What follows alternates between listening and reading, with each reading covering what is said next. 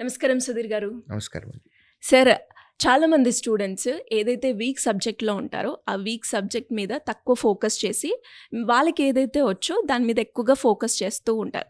అలా ప్రిపేర్ అయ్యి కనుక ఎగ్జామ్ హాల్కి వెళ్తే తీరా మనకు మంచిగా వచ్చు అని వెళ్ళిన తర్వాత కూడా అందులో కూడా టఫ్ అయిపోతే అలాంటి సిచ్యువేషన్లో స్టూడెంట్స్ ఎలా హ్యాండిల్ చేయాలి సార్? ఏ మనిషికి కూడా ఇంక్లూడింగ్ బీయింగ్ ఏ టీచర్ నాకు కూడా 100% సబ్జెక్ట్ వచ్చు అని ఎవరన్నా అనుకుంటే అది పొరపాటు. ఇది నా 21st ఇయర్ టీచింగ్లో.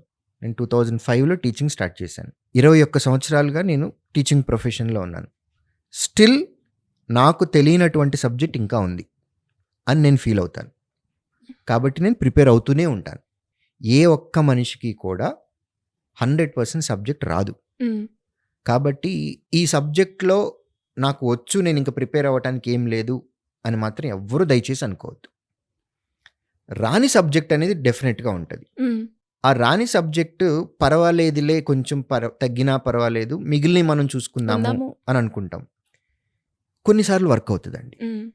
ఎప్పుడు వర్క్ అవుతుంది అని అంటే, సెక్షనల్ కట్ ఆఫ్ లేదు అని అనుకుంటే కనుక ఈ స్ట్రాటజీ వర్క్ అవుతుంది.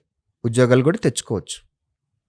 కొన్ని ఎగ్జామ్స్లో మేము కూడా రికమెండ్ చేస్తాం ఈ స్ట్రాటజీ ఫాలో అవ్వండి అని. బట్ అన్ని నోటిఫికేషన్స్కి కాదు, కొన్నిటికి మాత్రమే. సెక్షనల్ కట్ ఆఫ్ ఎక్కడైతే లేదో అక్కడ వర్క్ అవుతుంది. కొన్ని వాటికి సెక్షనల్ టైం లిమిట్ కూడా ఉంటుంది. సెక్షనల్ టైం ఉన్నా సరే ఈ స్ట్రాటజీ వర్క్ అవ్వదు. ఓకే. సో 2 గంటల టైం ఉంది, ఎగ్జాంపుల్ చెప్తున్నాను. ప్రతి సబ్జెక్ట్కి హాఫ్ అన్ అవర్ ఇచ్చారు. మీకు ఎంత బాగా సబ్జెక్ట్ వచ్చినా అదే హాఫ్ అన్ అవర్, మీకు సబ్జెక్ట్ రాకపోయినా అదే హాఫ్ అన్ అవర్. చచ్చినట్టు మీరు 30 నిమిషాల టైము ఆ సెక్షన్లో ఉన్న క్వశ్చన్లు చూస్తూనే ఉండాల్సిందే. ఇప్పుడు నేను ఇంగ్లీష్లో వీక్గా ఉన్నాను కాబట్టి ఇంగ్లీష్లో కొంచెం టైం సేవ్ చేసుకొని అదే టైంని మిగిలిన సెక్షన్స్లో ఇన్వెస్ట్ చేసి అక్కడ ఎక్కువ మార్కులు తెచ్చుకోవచ్చు అనే అవకాశం ఉంటే స్ట్రాటజీ వర్క్ అవుతుంది.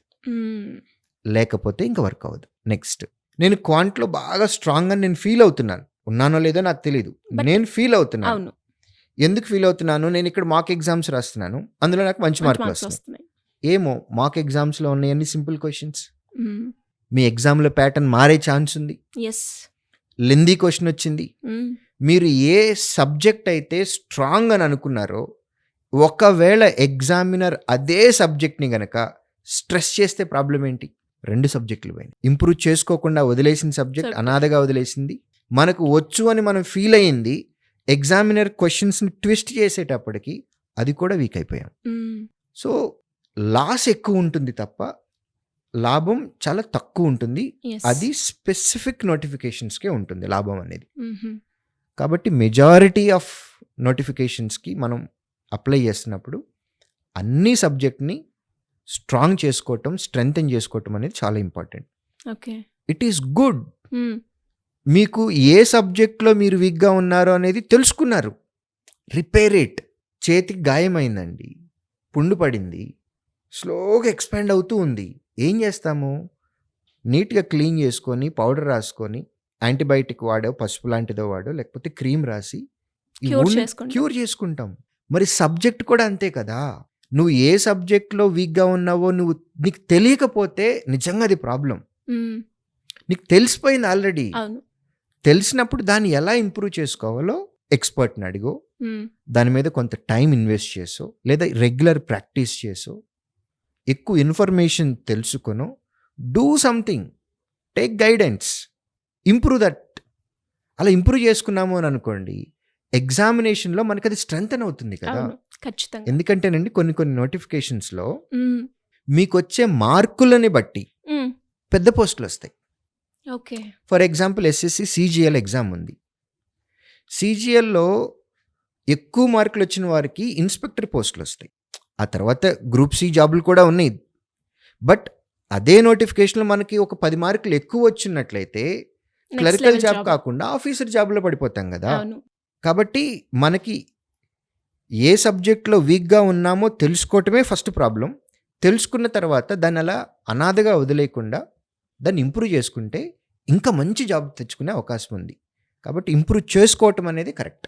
Great sir. అండ్ ఎస్పెషల్లీ ఇది తెలియని స్టూడెంట్స్ ఇప్పుడు ఎలా అయితే ప్రిపేర్ అయ్యి ఎగ్జామ్ హాల్కి వెళ్ళాక ఇక్కడ ఉంటుంది సార్, నేను అది చదవలేదు, చదివింది కూడా నేను రాయలేదు, ఇప్పుడు నా పరిస్థితి ఏంటి అన్నప్పుడు అది చెప్పలేని సిచ్యువేషన్ సార్. ఎలా హ్యాండిల్ చేయాలి అంటారు?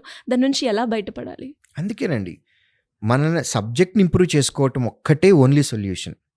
ఎందుకంటే ఇంటి దగ్గర నుంచి బోల్డ్ అన్ని ప్రెషర్స్ ఉంటాయి మనకి.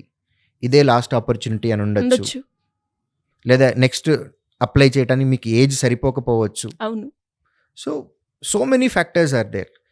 ఇలాంటి టైట్ సిచ్యువేషన్లో మనం ఉన్నాము అని అనుకున్నప్పుడు మనకు ముందే తెలుసు కదా పలానా సబ్జెక్ట్లో వీక్గా ఉన్నాము అనేది. దాన్ని ఇంప్రూవ్ చేసుకోవాలి. ఇంప్రూవ్ చేసుకుంటే ఫ్యూచర్లో అరే నేను ఇది చేసుంటే బాగుండేదే, ఐ లాస్ట్ ద ఆపర్చునిటీ అనే ఫీలింగ్ రాకుండా ఉంటుంది.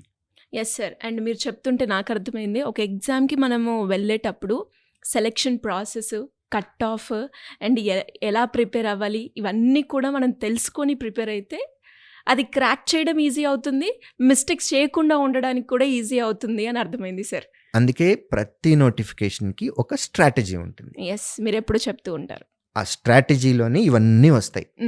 సెక్షనల్ కట్ ఆఫ్ ఉందా లేదా, సెక్షనల్ టైం ఉందా లేదా, నెగిటివ్ మార్కింగ్ ఉందా లేదా, ఉంటే ఎంత ఉంది, 1/3 ఉందా 1/4 ఉందా, రైట్, స్టేట్ వైడ్ కట్ ఆఫా లేకపోతే ఆల్ ఇండియా లెవెల్ కట్ ఆఫా, రేషియో ఎంత, 1:20 1:10 1:5, ఇవన్నిటిని దృష్టిలో పెట్టుకొని ఒక్కొక్క నోటిఫికేషన్కి ఒక్కొక్క స్ట్రాటజీతో వెళ్ళాలి. వెళ్తే మన ఎయిమ్ మనం రీచ్ అవుతాం, ఇన్ టైంలో కూడా క్రాక్ చేయగలుగుతాం.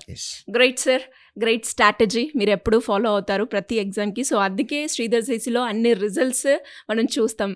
అండ్ ఇంకా ఎవరికైనా కూడా ఆ రిజల్ట్ నేను కూడా క్రాక్ చేయాలి, నేను శ్రీధర్ సిసిలో జాయిన్ అవ్వాలి అనుకున్న స్టూడెంట్స్ ఎవరైనా కూడా మిమ్మల్ని అప్రోచ్ అవ్వాలి అంటే ఎలా ఉంటుందంటారు? మా ఏపీ తెలంగాణలో ఉన్న ఆఫ్లైన్ సెంటర్స్కి డైరెక్ట్గా రావచ్చండి, లేదా స్క్రీన్ పైన కనపడుతున్న ఈ నెంబర్కి కాల్ చేయొచ్చు. Thank you sir, thank you so much. Thank you.